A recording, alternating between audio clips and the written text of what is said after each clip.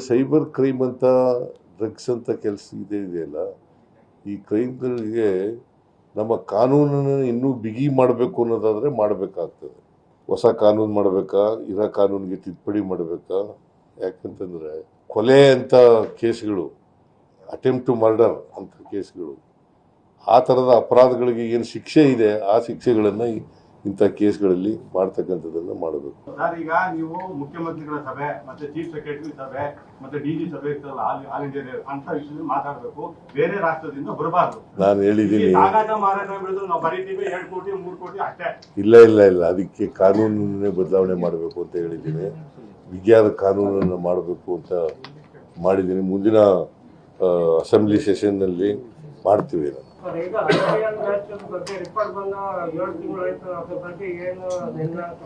ಅದಕ್ಕೆ ಒಂದು ಸಮಿತಿ ಮಾಡಿದ್ದು, ಒಂದು ಪುನಃ ಅವರ ಅಧ್ಯಕ್ಷತೆಯಲ್ಲಿ ಒಂದು ಸಮಿತಿ ಮಾಡಿದ್ದು, ಅವರು ಶಿಫಾರಸು ಮಾಡಿದ್ದಾರೆ.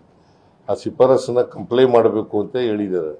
ನಾವು ಕ್ಯಾಬಿನೆಟ್ನಲ್ಲಿ ಸಬ್ ಕಮಿಟಿ ಮಾಡಿದ್ದೀವಿ, ಅದರ ಅಧ್ಯಕ್ಷತೆಯನ್ನು ಗೃಹ ಸಚಿವರ ಅಧ್ಯಕ್ಷತೆಯಲ್ಲಿ ಮಾಡಿದ್ದೀವಿ. ಅವರು ಅವ್ರ ಜೊತೆ ಮಾತಾಡ್ತಾ ಇದ್ದಾರೆ.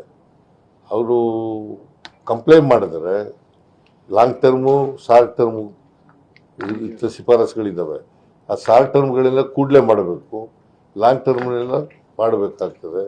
ಅವರು ಅಂಡರ್ಟೇಕ್ ಮಾಡ್ಕೊಂಡ್ರೆ ಅವ್ರಿಗೆ ಮಾಡಿ ಅಂತ ಹೇಳಿದ್ದೀನಿ. ಆದರೆ ರೆಕಮೆಂಡೇಶನ್ಸ್ನ ಕಂಪ್ಲೇಂಟ್ ಮಾಡಲೇಬೇಕು. ಪುನಃ ಅವರ ವರದಿ ಶಿಫಾರಸುಗಳಿದ್ದಾವಲ್ಲ, ಆ ಶಿಫಾರಸುಗಳನ್ನು ಜಾರಿ ಮಾಡ್ತಕ್ಕಂಥ ಕೆಲಸ ಮಾಡಲೇಬೇಕು.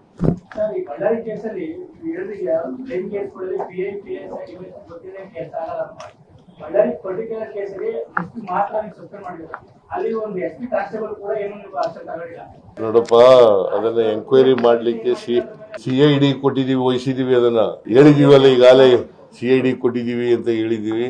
CID ಅವರು ಎಂಕ್ವೈರಿ ಮಾಡ್ತಾರೆ. ಅದಕ್ಕೆ ಒಂದು ಇಂಡಿಪೆಂಡೆಂಟ್ ಬಾಡಿ ಎಂಕ್ವೈರಿ ಮಾಡಬೇಕು ಅಂತ ಹೇಳಿದೀವಿ. ಬಿಕಾಸ್ ಪೊಲೀಸ್ನವ್ರು SP ಯಾಕೆ ಸಸ್ಪೆಂಡ್ ಮಾಡಿದೆ ಅಂತಂದ್ರೆ,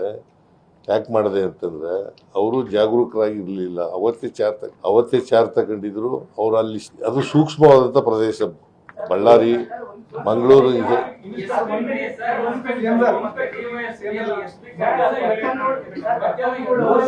ಅದಕ್ಕೆ ಸೀನಿಯರ್ ಆಫೀಸರ್ನೇ ಸಸ್ಪೆಂಡ್ ಮಾಡಿದೀವಲ್ಲ, ಅವ್ರ ಮೇಲೂ ಕ್ರಮ ತಗೊಳ್ತಕ್ಕಂಥ ಕೆಲಸ ಮಾಡ್ತಾರೆ. ಎಲ್ಲರ ಮೇಲೂ ಕ್ರಮ ತಗೋತೀವಿ. ಯಾರ್ಯಾರು ತಪ್ಪಿತಸ್ಥರಿದ್ದಾರೆ ಅವ್ರ ಮೇಲೆಲ್ಲ ಕ್ರಮ ತಗೋತೀವಿ. ಅವರು ತಲೆ ಮಾರಿಸ್ಕೊಂಡಿದ್ದಾರೆ. ಕಾನೂನು ಪ್ರಕಾರವಾಗಿ ಕ್ರಮ ತಗೊಳ್ಳಿ ಅಂತ ಹೇಳಿದ್ದೀನಿ. ಕಾನೂನು ಪ್ರಕಾರ ಕ್ರಮ ತಗೊಳ್ಳಿ.